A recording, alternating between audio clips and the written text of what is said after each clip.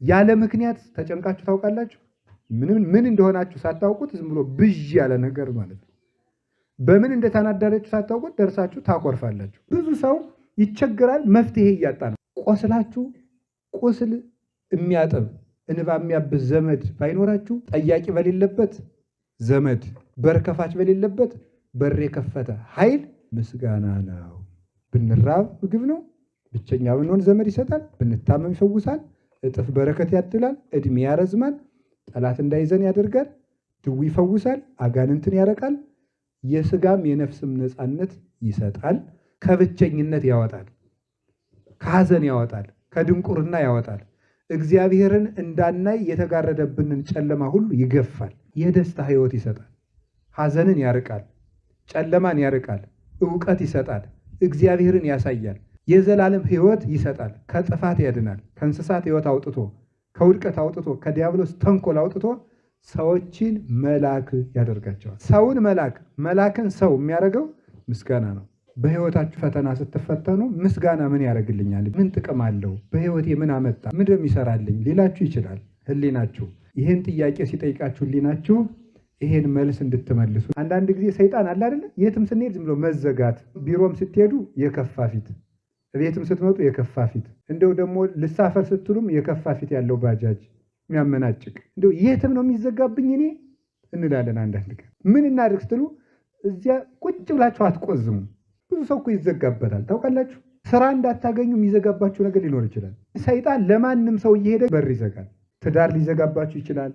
እንዳትቀጠሉ ሊዘጋባችሁ፣ በረከት ሊዘጋባችሁ ይችላል።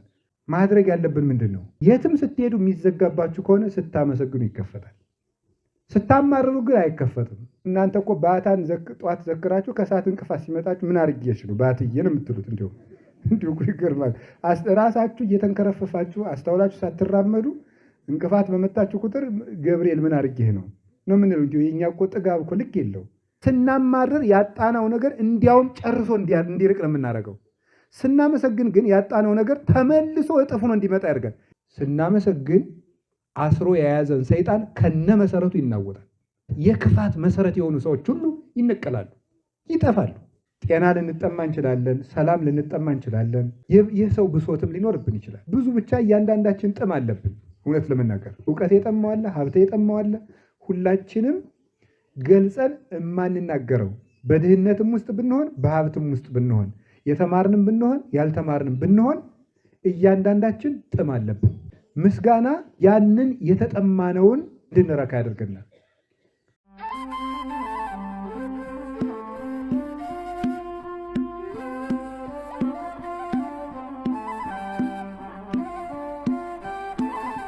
በስመ አብ ወወልድ ወመንፈስ ቅዱስ አሐዱ አምላክ።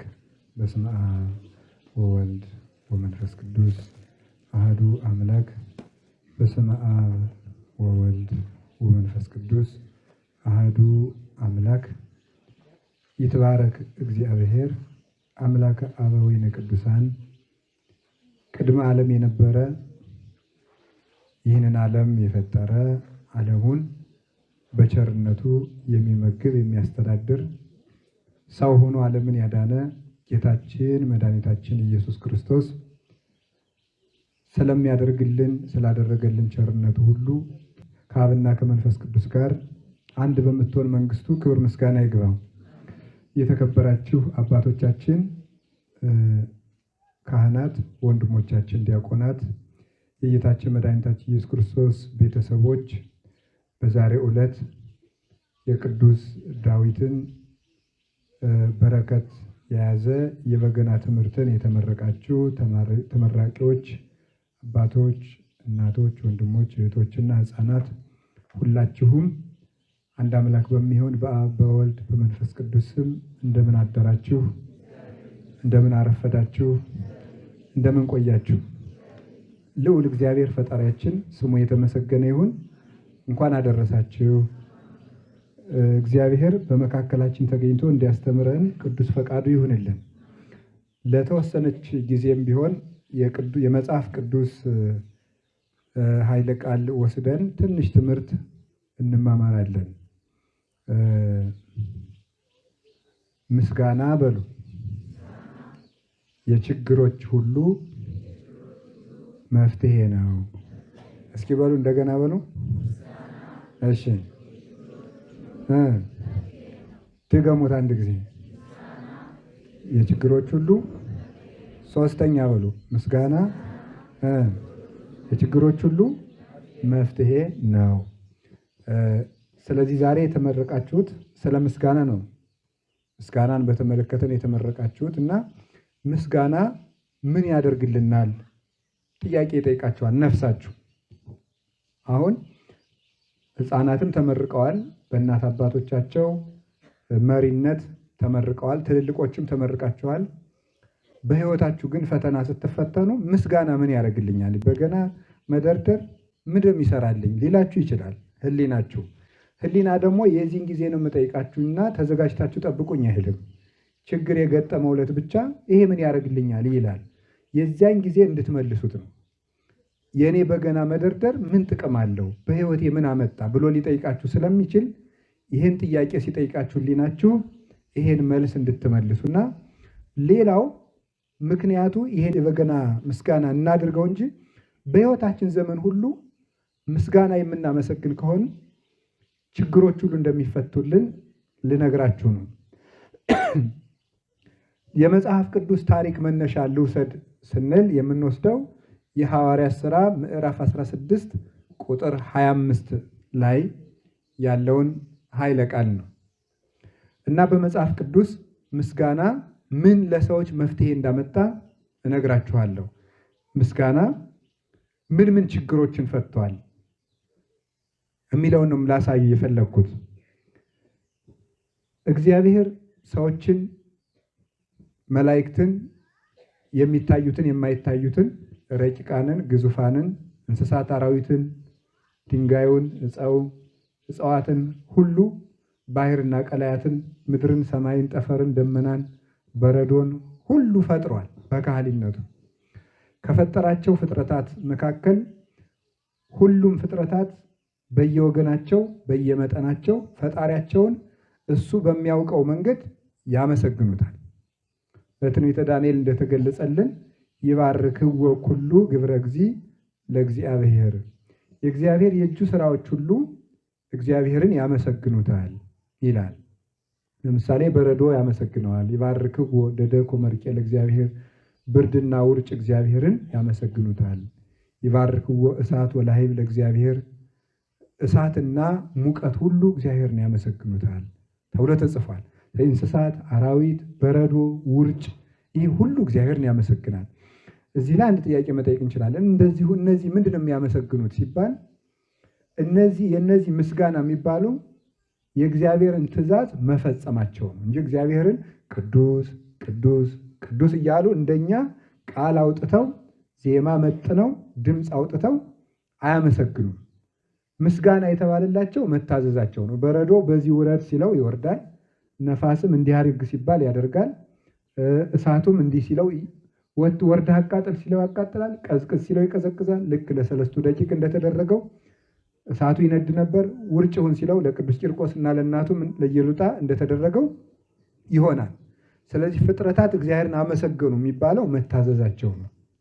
ለምስጋና ግን ልሳን ተሰጧቸው፣ ቋንቋ ተፈጥሮላቸው፣ አንደበት ተሰጧቸው አከናውነው የሚያመሰግኑ ግን መላእክትና ሰዎች ናቸው።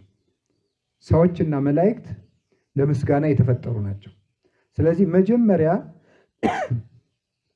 ስንፈጠር ዲያብሎስ አጋይን እኛ ከመፈጠራችን በፊት ዲያብሎስና መላእክት በተፈታተኑ ጊዜ የጠባቸው ምክንያት አመስግኑኝ አናመሰግንም ነው የነበረው። ከዚያ በኋላ ዲያብሎስ አላመሰግንም ሲል እግዚአብሔር ጸጋውን ነሳው። ለቅዱሳን ግን የብርሃን ጎርፍ አወረድላቸው። ለቅዱሳን መላእክት የብርሃን ጎርፍ እግዚአብሔር አጎረፈላቸው። ወይእቲ ብርሃን ኮነቶሙ አእምሮ፣ ይህች ብርሃን ለመላእክት ዕውቀት ሆነቻቸው። ከዚያ በኋላ ቅዱስ ቅዱስ ቅዱስ እግዚአብሔር ጸባዖት ፍጹም ምሉእ ሰማያት ወምድረ ቅድሳተ ስብሐቲከ። በዚህ ምስጋና መላእክት ሕይወት ያገኙበታል፣ ዕውቀት ያገኙበታል፣ ደስታ ያገኙበታል። የማይሰለች አእምሮ ያገኙበታል። ዘላለማዊነትን ያገኙበታል። ዲያብሎስን ድል ነስተውበታል። ስለዚህ የመላእክት ሕይወት ምንድን ነው ሲባል ማመስገን ነው። ለመላእክት የዘላለም ሕይወት የሚሰጣቸው ምስጋና ነው። መላእክት እንደኛ አይቆርቡም፣ ቁርባን የላቸውም ስላልበደሉ። የመላእክት ሕይወታቸው ምንድን ነው ማለት የእግዚአብሔርን ስም እየጠሩ ማመስገን ነው። መላእክት እንዳይጠፉ የሚጠብቃቸው ምስጋና ነው። ሳጥናኤልን እንዲያሸንፉ ያደረጋቸው ምስጋና ነው። የደስታ ሕይወት ነው። የመላእክት ሕይወት የደስታ ሕይወት ነው። በመላእክት ውስጥ ጭንቀት የለም፣ ሐዘን የለም፣ ትካዜ የለም፣ ብቸኝነት የለም፣ ስቃይ የለም፣ ምኞት የለም፣ ክፉ ምኞት፣ ጸጸት የለም፣ እንደዚህ ባልሆን ኑሮ የሚል ነገር የለም። የመላእክት ሕይወት የደስታ ሕይወት ነው። ጨለማም የለም፣ የብርሃን ከተማ ነው። ያ ምንድን ነው ያደረጋቸው? ምስጋና። ምስጋና የደስታ ሕይወት ይሰጣል። ሐዘንን ያርቃል፣ ጨለማን ያርቃል፣ ዕውቀት ይሰጣል፣ እግዚአብሔርን ያሳያል። ሲያመሰግኑ እግዚአብሔር ታያቸው። የዘላለም ሕይወት ይሰጣል፣ ከጥፋት ያድናል። ስለዚህ ምስጋና አንዱ ምን ያደርጋል ስትሉ ሰዎችን መላክ ያደርጋቸዋል። ሰዎችን መላክ ያደርጋቸዋል። ከእንስሳት ሕይወት አውጥቶ ከውድቀት አውጥቶ ከዲያብሎስ ተንኮል አውጥቶ ሰዎችን መላክ ያደርጋቸዋል። ለምሳሌ ቅዱስ ዳዊት በበገና ይዘምር ነበረ። በበገና ሲዘምር ቅዱስ ዳዊት የመላእክትን ሕይወት ያዘ። አሁን የመላእክትን ምስጋና ወስደው አምጥቶ የመላእክት ምስጋና አምጥቶ ቅዱስ ዳዊት ዘመረበት። በቅዱስ ዳዊት መዝሙር መላእክት ይዘምራሉ። እስመ በመዝሙረ ዳዊት ይዘምሩ ሰማያውያን ወምድራውያን። በቅዱስ ዳዊት መዝሙር የሰማይ መላእክት የምድር ሰዎች ሁሉ ይዘምሩበታል። ስለዚህ ሰውን መላክን ሰው የሚያደርገው ምስጋና ነው። ስታመሰግኑ የመላእክት ባልንጀራ፣ የመላእክት ወንድም፣ የመላእክት እህት፣ የመላእክት ጓደኛ ነው የምትሆኑት። ምስጋና ሰውን ከማህበረ መላእክት ይጨምረዋል። ከብቸኝነት ያወጣል፣ ከሐዘን ያወጣል፣ ከድንቁርና ያወጣል። እግዚአብሔርን እንዳናይ የተጋረደብንን ጨለማ ሁሉ ይገፋል። ስለዚህ በገና ስትደረድሩ ብቸኝነታችሁ ይርቃል። የእውቀት አእምሮ ይከፈትላችኋል። የተዘጋ ልብ ትምህርት ማጥናት እምቢ የሚላችሁ ቢሆን አእምሯችሁን ይከፍትላችኋል። ብቸኝነታችሁ ይርቅና መላእክት ከእናንተ ጋር ይሆናሉ። ከመላእክት ጋር የሚያዛምድ ሕይወት ነው። እግዚአብሔርን የሚያስመስል ሕይወት ነው። ሰውን ከመላእክት ማህበር ይጨምራል። አሁን እናንተ የመላእክት ዘመዶች ናቸው። በቤተልሔም የማቴዎስ ወንጌል ምዕራፍ 2 የሉቃስ ወንጌል ምዕራፍ 2 ቁጥር 1 ጀምሮ የጌታችን ልደት እንደምታነቡት ሰዎችና መላእክትን ያስተባበራቸው ምን ይመስላችኋል? ምስጋና ነው። ሰዎችና መላእክት አንድ ላይ ሆነው ስብሐት ለእግዚአብሔር በሰማያት ወሰላም በምድር ስምረቱ ለሰብ። አምላክ ሰው ሆነ፣ ሰው አምላክ ሆነ። የሰው ፍቅር አገብሮት ሰው ቢሆን ለሰው ነፃነቱ ተሰጠው ብለው አመሰገኑ። ሰውና መላእክት በቤተልሔም ተዛምደው፣ መላእክት ስጋ የላቸውም፣ እኛ ስጋ አለን። የሚደክም ስጋ ያላቸው መላእክት ሰዎችና እረኞች ማለት ነው። የማይደክም ስጋ ያላቸው መላእክት እንዲታዩ አንድ ላይ እንዲዛመዱ ያደረጋቸው ምስጋና ነው። ሰውን ወስዶ የመላእክት ጓደኛ ያደርገዋል። በቤተልሔም መላእክት ከሰው ጋር መጥተው ወንድም ሆኑ፣ ተዛመዱ። ሰዎች ደግሞ ወጥተው ከፍ ብለው የመላክ ዘመድ አበጁ። ያዛመደን መካከለኛው የማዕዘኑ ራስ ማን ነው? ክርስቶስ ነው። መካከል ሆኖ ሰውና መላእክትን ያዛመዳቸው የማዕዘኑ ራስ ግን ክርስቶስ ነው። ስለዚህ ማመስገን በቤተልሔም ሰውና መላእክትን ሲያዛምድ አየን። መላእክትን ኃይል ሲሰጣቸው አየን።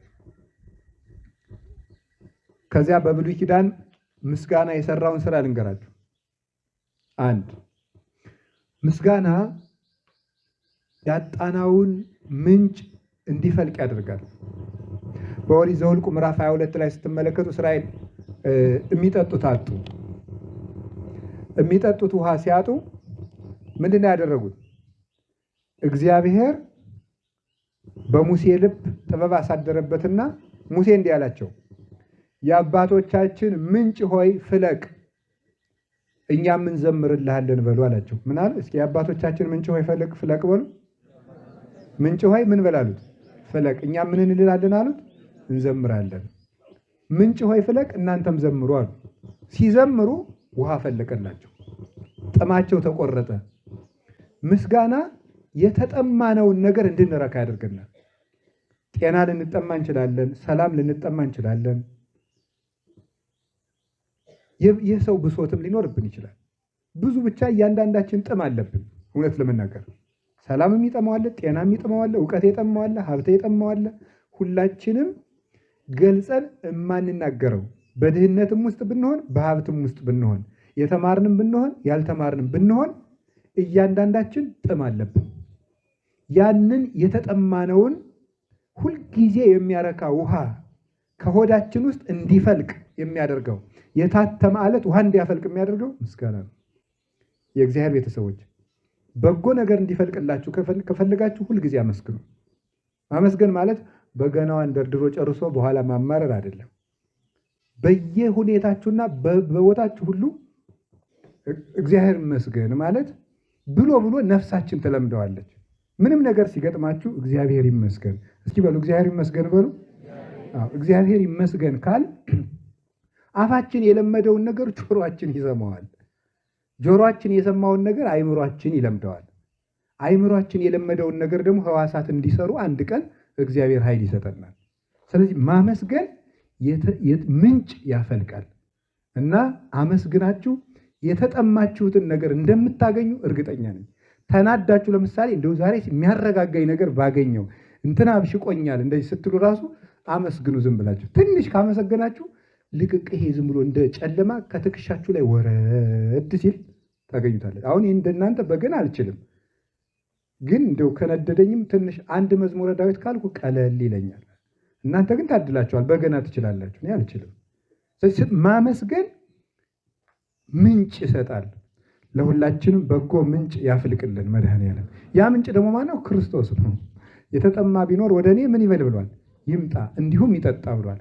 ስለዚህ የክርስቶስ ውሃ በእኛ እንዲፈልቅልን ጥም የሚቆርጠው ያ የሕይወት ውሃ ክርስቶስ በእኛ እንዲገኝ ማመስገን እንችላለን። ሌላው በብሉይ ኪዳን የተገኙ የምስጋና መፍትሄዎችን ነው። አሁን ምስጋና ኃይል ይሰጣል አልኳችሁ፣ እግዚአብሔርን ያሳያል አልኳችሁ፣ ሰውን ከመላእክት ጋር ያዛምዳል አልኳችሁ። አሁን ደግሞ ምንጭ ያፈልቃል አልኳችሁ። ቀጥሎ ደግሞ የምነግራችሁ ምስጋና የተዘጋ በር ይከፍታል። ምስጋና ምን ይከፍታል? የተዘጋ በር። መጽሐፈ ኢያሱ ላይ የምናገኘው ታሪክ ነው ይሄ። እስራኤል 40 ዓመት ከተጓዙ በኋላ ከነዓንን ሊወርሱ ሲሉ ከተማይቱን እንዳይገቡ 7ቱ የከነዓን ነገስታት በግንብ አጥረዋታል። ያንን ግንብ እናፈርሳለን ብለው ሲገጥሙ መተው ሌሎቹ ሰዎች በጦርነት ሊጨርሷቸው ሆነ። እንዳይገቡ ደግሞ ከተማይቱ በጽኑ ግንብ ታጥራለች። ምንድነው ያደረጉ? ኢያሱ 7 ጊዜ ግንቡን እየዞራችሁ አመስግኑ እልል በሉ አላቸው። 7 ጊዜ እየዞሩ እልል ሲሉ ግንቡ ምን አደረገ? ተደረመሰ። ስለዚህ መግቢያ ያጣንበት ርዕስ ካለ እንደ ወዴት ልግባ ካላችሁ የትም ስትሄዱ የሚዘጋባችሁ ከሆነ ስታመሰግኑ ይከፈታል። ስታማርሩ ግን አይከፈትም። ስታመሰግኑ ግን አንዳንድ ጊዜ ሰይጣን አለ አይደለ? የትም ስንሄድ ዝም ብሎ መዘጋት ገጥሟቸው ያውቃል። እንደዚህ ቢሮም ስትሄዱ የከፋ ፊት፣ ቤትም ስትመጡ የከፋ ፊት፣ እንደው ደግሞ ልሳፈር ስትሉም የከፋ ፊት ያለው ባጃጅ የሚያመናጭቅ እንደው የትም ነው የሚዘጋብኝ እኔ እንላለን። አንዳንድ ቀን ምን እናድርግ ስትሉ እዚያ ቁጭ ብላችሁ አትቆዝሙ። ዳዊታችሁን አውጣታችሁ ሰብሕዎ ለእግዚአብሔር በቅዱሳኑ በሉ። ዝም ብላችሁ በገናችሁን ደርድሩት። የዚያ ጊዜ እግዚአብሔር የተዘጋውን በር ይከፍተዋል። አጥር የሆነባችሁን ነገር ልትገቡበት ወደ ነበረው ነገር እንዳትገቡ የሚዘገባችሁን ሰይጣን እግዚአብሔር ያስርላችኋል። በእግዚአብሔር ንገብር ኃይለ ወውቱ ያስሮም ለለ ይሳቅዩነ። በእግዚአብሔር ኃይልን እናደርጋለን እርሱም የሚያስጨንቁንን ሁሉ ያዋርዳቸዋል፣ ያስራቸዋል ይላል ቅዱስ ዳዊት መዝሙር 107 ላይ። ስለዚህ ምስጋና የተዘጋብንን ነገር ብዙ ሰው እኮ ይዘጋበታል ታውቃላችሁ። ስራ እንዳታገኙ የሚዘጋባችሁ ነገር ሊኖር ይችላል። ይሄን አይነ ጥላ ነው ምናምን የሚለውን አትስሙ። ግን ሰይጣን ለማንም ሰው እየሄደ ግን በር ይዘጋል። ማድረግ ያለብን ምንድን ነው? ማመስገን። ትዳር ሊዘጋባችሁ ይችላል። እንዳትቀጠሉ ሊዘጋባችሁ፣ በረከት ሊዘጋባችሁ ይችላል።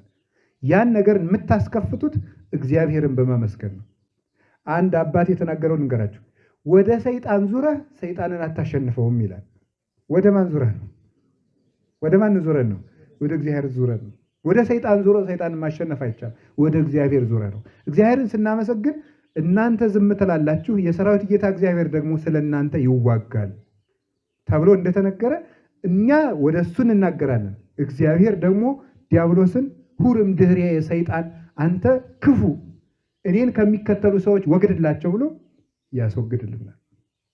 ምስጋና የተዘጋብንን ነገር ይከፍታል። ይክፈትልን መድኃኔዓለም። ምስጋና የሚከተሉንን ጠላቶቻችን መንገዳችንን እንዳያውቁ ያደርጋል። የሚከተሉ ጠላቶቻችን የዳዊትን ሕይወት ነው የምነግራችሁ። የቅዱስ ዳዊትን ቅዱስ ዳዊት ሳኦል በቅናት ምክንያት ይከተለው ነበር ሊገለው። ከዕለታት አንድ ቀን ሳኦል ብዙ ሰራዊት አስከትሎ ዳዊትን ፍለጋ ወጣ። ምን ይላል? ዳዊትን ፍለጋ ሲሄድ ዳዊት ሲሮጥ ሳኦል ሲከተል፣ ዳዊት ሲሮጥ ሳኦል ሲከተል፣ ዳዊት ሲሮጥ ሳኦል ሲከተል፣ ሲሮጡ ቅዱስ ዳዊት እንዲህ ነበር፣ ለይግብኡ ድኅሬሆሙ ጸላእቴ፣ ጠላቶቼ ወደ ኋላቸው ይመለሱ እያለ ይዘምር ነበር። ጠላቶቼ ወደ ኋላቸው ይመለሱ ሲል ተራራ ላይ ሲደርስ፣ ለምሳሌ ተራራው ይሄ ነው ብትሉ፣ ይሄ ተራራው ነው ብትሉ፣ ዳዊት ይሄን ሲሄድ በተራራው ሁለት መንገዶች አሉ። በጎኑ ሌላ መንገድ፣ በዚህ መንታ። ዳዊት በዚህ ሲሄድ ሳኦል በየት ሄደ? በዚህ ሄደ። ጠፋው። ጠፍቶት ተመለሰ ማለት ነው። ምስጋና ከሚያሳድዷችሁ ሰዎች እንድታመልጡ ያደርጋችኋል። እንዳይደርሱባችሁ እየተከተሉ የሚያሰናክሏችሁ ነገሮች ቢኖሩ ሰይጣን ሊሆን ይችላል፣ ክፉ ሰውም ሊሆን ይችላል፣ ምንም ሊሆን ይችላል።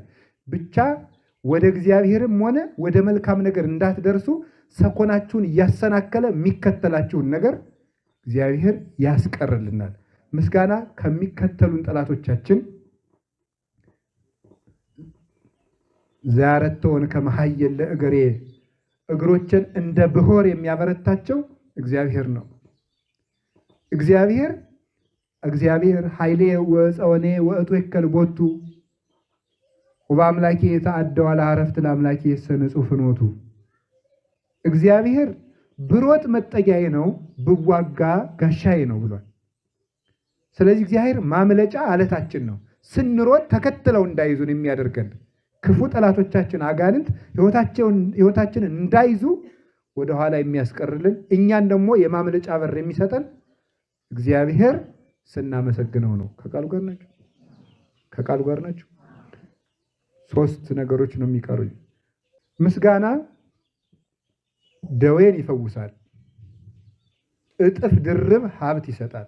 ያጣናውን ነገር በእጥፍ እንድናገኘው ያደርጋል። ምስጋና ያጣናውን ነገር በእጥፍ እንድናገኘው ያደርጋል። ከደዌ ይፈውሳል፣ ክፉ መንፈስን ያርቃል። አንዳንድ ጊዜ ክፉ መንፈስ ያለ ምክንያት ተጨንቃችሁ ታውቃላችሁ? ምን እንደሆናችሁ ሳታውቁት ዝም ብሎ ብዥ ያለ ነገር ማለት ነው። በምን እንደተናደረችሁ ሳታውቁት ደርሳችሁ ታኮርፋላችሁ። ይሄ ሁላችንም ነው። እናንተ እያልኩ ተናገርኩ እንጂ ያለ ምክንያት እናኮርፋለን፣ ያለ ምክንያት ብዥ ይልብናል፣ ያለ ምክንያት ይህ ክፉ መንፈስ መጥቶ በዙሪያችን ዝም ብሎ ብን እንደ ሽቱ እንደሚረጭ ሰው እዚህ አካባቢ እየረጨብን ነው። እና የዚያን ጊዜ ያ ክፉ የእሱ መዓዛ ወደኛ ሲገባ እንጨናነቃለን። ያን መንፈስ የሚያርቀው ምስጋና ነው። ደዌንም ይፈውሳል። ከተፈወሱ ሰዎች አንዱ ኢዮብ ነው። ኢዮብ ያ ሁሉ ከብቶቹ አለቁ፣ ልጆቹ ሞቱ፣ ሰውነቱ ቆሰለ፣ ተላ ሸተተ። ባለጸጋው ኢዮብ ቤቱ ወዴት ነው እያሉ ሰዎች ይመጡበት የነበረው ቤት ስለሸተተ የገዛ ሚስቱ እንኳን የት ወጥቼ ልሄድ? ኢዮብ ግን ምን አለ? እግዚአብሔር ይመስገን።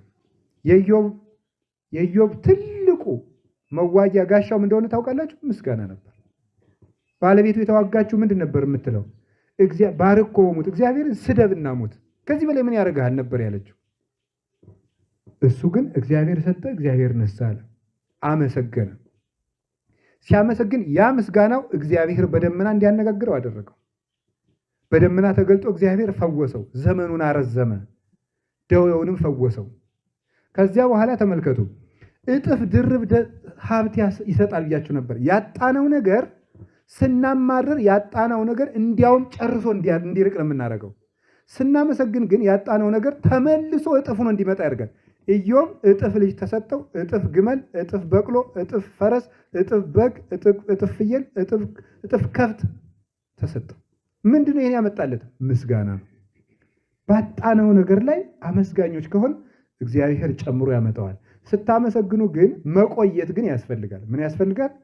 ምስጋና ዋጋ የሚያሰጠው ሲታገሱት ነው። ዛሬ አመስግናችሁ አሁን በገና ደርድራችሁ ሰኞ ማታ በገና ደርድራችሁ ሐሙስ ማታ ጸጋ የሚንጠበጥብላችሁ አይመስላላችሁ። እንደዚያ ከሆነ ምንም አታገኙ። እስከሚመጣ ድረስ ጸንቶ ማመስገን ነው እንጂ አሁን ላመስግን በቃ እስቲ ቆይ እንዴ አባ አመስግኑና ጸጋ ታገኛላችሁ ብሎኝ ነበር። ይኸው ዛሬ ሌሊቱን ሙሉ ስደረድር አድሬ አንድ ነገር አላገኘው ብትሉ እኔ የለውበትም ያልኳችሁ ጸንታችሁ ስታመሰግኑ። ኢዮብ 7 ዓመት ሙሉ ነው የተንገበገበ በቁስል 7 ዓመቱ ነው እያመሰገነ እየቆሰለ። ቁስሉ የማይድን መሆኑ አንድ ችግር ነው። ቆስሎ የሚበለው የሌለው መሆን ሌላ ችግር ነው። በዚያ ላይ ልጆቹ የሞቱበት ሰው መሆን ሌላ ችግር ነው። በዚያ ላይ አስታማሚ ሲጠላው ሌላ ችግር ነው። ይህን ሁሉ ታግሶ አመሰገነ፣ የምስጋናው ጋር እጥፍ ሰጠው፣ ደዌውንም ፈወሰው። ሁላችንም በየደዌያችን ይፈውሳል። ያጣናውን ነገር ሁሉ እግዚአብሔር ይመልስልን። ያጣናው ነገር ሌላ እንዳይመስላችሁ ጥሩ ክርስቲያንነታችን ነው። ሚጢ ለሐየው አስተፍስህኒ ያለ ለዚህ ነው አባ ጊዮርጊስ በሰዓታቱ እመቤቴ የጠፋውን ውበቴን መልሽልኝ ብሏታል። የጠፋው ውበታችን ማለት እግዚአብሔር የምንመስልበት ነው። እሱ የሚመልስልን ምንድነው? ምስጋና ነው። ክፉ መንፈስ ሲርቅ ቅዱስ ዳዊት ለሳኦል ሄዶ ምንድነው በገናውን ሲደረድርለት ክፉ መንፈስ ምን ይልለት ነበር? ይርቅለት ነበር። ይሄንን አሁን በኮርስም ተመራችሁታል አይደል? በገና ቤቱ ላይ። ስለዚህ ክፉ መንፈስን ያርቃል። ማን? ምስጋና በሉ እንጂ ማን? ምስጋና። የምስጋና ኃይል። ሌላ የመጨረሻ 2 ነው የቀረኝ። ምስጋና ነፃ ያወጣል። እስኪ በሉ ምስጋና በሉ። ምን ያደርጋል? ነፃ ያወጣል። የበገናውን ትርጉም ተመራችሁታል ብዬ ነው። በገበና ቤቱ ላይ አይደል? 10 አውታሬ እንደዚህ፣ ይሄ ቀስቱ እንደዚህ፣ ይሄን ተመራችሁታል። ስለዚህ እኔ እዚህ ላይ ብነጋገር ይሻለኛል ብዬ ነው። በገናውን እንዳትጥሉት የሚያደርግ ትምህርት ማስተማሪ ነው በእኔ ቤት። ገብቷችኋል? የተመረቃችሁበትን በገና እንዳትጥሉት ምን ያህል ጋሻ እንደታጠቃችሁ እንድታውቁ ብዬ ነው። እሱን ለመናገር ነው የፈለኩት። አጠቃላይ ክርስትናችን ምስጋና እንደሆነና መፍትሄ የምናመጣው በዚህ ብዙ ሰው ይቸገራል። መፍትሄ እያጣ ነው። መፍትሄው ወደ እግዚአብሔር መዞር ነው። ነፃ ያወጣል። ይሄ የሐዋርያት ሥራ ምዕራፍ 16 ቁጥር 25 ላይ ያለ ሐሳብ ነው ማነሳላችሁ። ቅዱስ ጳውሎስና ቅዱስ ሲላስ ናቸው። ጢሮአዳ በምትባል ከተማ ደርሶ ቅዱስ ጳውሎስና ቅዱስ በርናባስ በሚያስተምሩበት ጊዜ ሲሰብክ ቅዱስ ጳውሎስ ሲሰብክ ልድያ የምትባል አንዲት ድሃ ሴት ነበረች። ሐር እየሸጠች የምትተዳደር እየፈተለች፣ ፈታይ ማለት በሀገራችን ቋንቋ ፈታይ በመፍተል የምትተዳደር ናት። ቅዱስ ጳውሎስ ሲሰብክ እሷ አሕዛባዊት ናት። ባጥሩ ሁና እዚያ ማዶ ሁና ልቧ ተከፍቶ የቅዱስ ጳውሎስን ስብከት እንዲያሻግራ ትሰማው ነበረ። ልቧን ከፍቶላል። ከዚያ በኋላ ተመለሰችና የኔም ቤት ለእግዚአብሔር ቤት ለጸሎት ቤት ውሰዱት አለቻቸው። ብዙ ትርጉም አለው። የእሷን ቤት ለጸሎትነት ተረክበው ሊጸልዩ ወደ ጸሎት ሲሄዱ ዝቅ ብሎ ደግሞ አንዲት እየጠነቆለች የምትተዳደር አንዲት ሴት ነበረች። አያችሁ፣ ምን ጊዜም ከመልካም ነገር አጠገብ ምን ነገር አለ? ምን አለ? በእግዚአብሔር ትይዩ ማን አለ? ሰይጣን በሉ እንጂ። ሙሴ አጠገብ ማን አለ? ፈርዖን በሉ። ዳዊት አጠገብ ማን አለ? ጎልያድ በሉ። አቤት ጎልያድ አለ። ሐዋርያት አጠገብ ማን አለ? ይሁዳ አለ። ሁልጊዜም አንድ መልካም ነገር ስንጀምር መልካሙን ነገር ብቻ ማየት የለብንም። እዚያ አጠገብም ሌሎች ነገሮች አብረው እንዳሉ ጠብቀን ከተጓዝ ድንገት ሲገጥመን አንሰበርም፣ ተስፋ አንቆርጥም። አሁን ለእኔም እንደዚያው ነው፣ ለእናንተም እንደዚያው። ጳውሎስን የምትሰማው ሰው ነበረች፣ ጳውሎስን የምታሰናክለው ሰውም ነበረች። የሚሰሙንንም አሉ፣ የምንሰማውን ነገር የምንናገረውን ነገር የሚያሰናክሉም አሉ። ያቺ ሴት እየጠነቆለች ለሀብታሞች ገንዘብ ታወጣለች፣ ለባለስልጣናት ዛሬም እኮ እንደዚያ የሚያደርጉ ሰዎች አሉ። የሚያስጠነቁሉ በህፃናት እየለመኑ ብር የሚያካብቱ ሰዎች አሉ። ህፃናትን እየለመኑ እነሱ ብር ይሰበስባሉ። ወሬ ነው አልሰማሁም። ሀብታም ሆነው ህፃናትን ከመንገድ አንስተው መንገድ ላይ እያስለመኑ ብር የሚያጠራቅሙ ሰዎች አሉ ይባላል። ያቺ ሴት ትጠነቁላለች፣ ውሸት የሚሆን እውነት ለነሱ ትናገራለች፣ ሀብት ትሰበስባለች፣ ትርፍ ትካፈላሉ። ኋላ እነ ቅዱስ ጳውሎስ አልፈው ሲሄዱ ላይዋ ላይ ያለው ሰይጣን እነዚህ ሰዎች የልዑል እግዚአብሔር አገልጋዮች ናቸው የሚሏችሁን ስማቸው። ማነው ያለው? ሰይጣን። የሚሏችሁን ስሟቸው አለ። አንድ ጥያቄ ልጠይቃችሁ። እነ ቅዱስ ጳውሎስ የልዑል እግዚአብሔር አገልጋዮች ናቸው አይደሉም? ከዛ ቅዱስ ጳውሎስ ምን አለ? ሰይጣኑን ከዚያ ሴት ወጥቶ እንዲሄድ ገሰጸው ይላል። ለምን? እውነት እኮ ነው የተናገረው። የሰይጣንን ስብከት መስማት አይገባም። ሰማችሁ?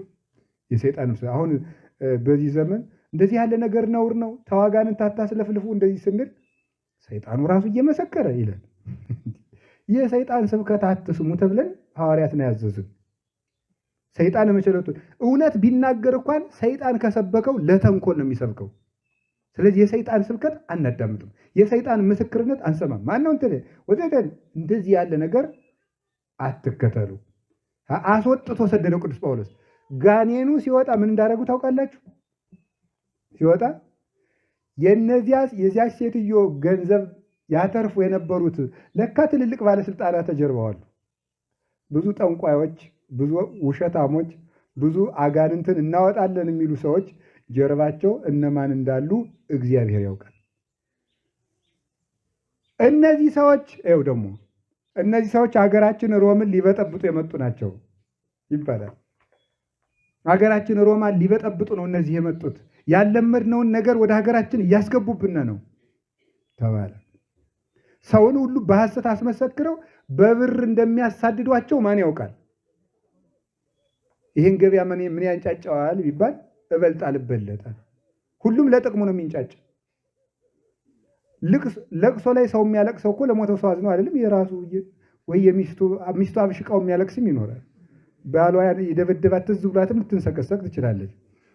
የራሱን እያስታወሰ ሊያለቅስ ይችላል ሰው። ልቅሶው ግን ይደምቃል በዚያም በዚህም ብሎ ማለት ነው።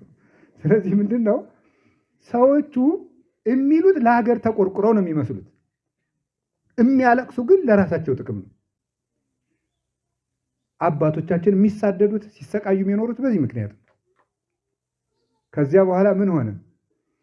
እነ ቅዱስ ጳውሎስን ቅዱስ በርናባስን እኒህማ ሀገር አጥፊዎች ናቸው። ይሄ ደግሞ ጎርፍ ይሆናል አይደለም? የነገሩትን ዝም ብሎ የሚሰማ የማይመረምር አለ። ደግሞ ውጣ ሲሉት የሚወጣ ቁጭ በል ሲሉት ቁጭ የሚል ደግሞ አለ። ወጣና ዝም ብሎ እነሱ ምን አደረጋቸው? ገበያ ለገበያ፣ ከተማ ለከተማ፣ አደባባይ ለአደባባይ በመሬት ጎተቷቸው። መሬት ለመሬት እየጎተቱ ጎትተው ልብሳቸውን አወለቁ። ልብሳቸውን አውልቀው ደግሞ እንዳይሞቱ እንዳይድኑ አድርገው ገረፏቸው። ገርፈው ሰውነታቸውን አቁስለው ሲጎተቱ ውለው ደግሞ ግርፋት ገርፈው ሲጨርሱ ወስደው ደግሞ ማታ ቁስል የሚያጥብ የለ ዘመድ የለ ምን የለ ከነ ቁስላቸው ከባዶ ወህኒ ቤት እንዲወረወሩ ተደረገ። እዚያ ውስጥ እንዳለ ወከይኖ መንፈቀ ሌሊት ሶቢሃ ጳውሎስ ወሲላስ ጸለዩ ወሰብህው ለእግዚአብሔር። መንፈቀ ሌሊት በሆነ ጊዜ ጳውሎስና ሲላስ ሌሊት እግዚአብሔርን አመሰገኑት ይላል። እግዚአብሔር ምን አደረጉት? ምን አላችሁኝ? እስቲ እኔ በሆን ብላችሁ አስቡ። እውነት እስቲ አስቡ። አስቀድሳችሁ ስትመለሱ ሰው ይዞ መሬት ለመሬት በአስፋልቱ ቢጎትታችሁ፣